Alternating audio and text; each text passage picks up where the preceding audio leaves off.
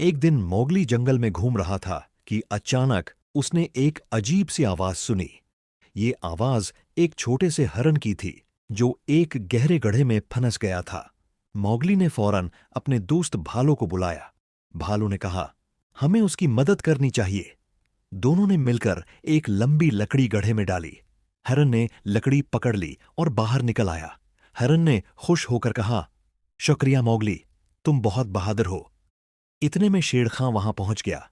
वो कराया, तुम हमेशा दूसरों की मदद करते हो, मगर आज मैं तुम्हें तन्हा पाकर खुश हूं। मोगली ने हिम्मत न हारी और अपनी दमकती हुई आंखों से शेरखां को घूरा। अचानक भेड़ियों का गूल आ पहुंचा और शेरखां भाग गया।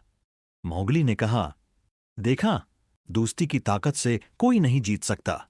सब ने खुशी से चीख लगाई और उकठे गाना गाने लगे।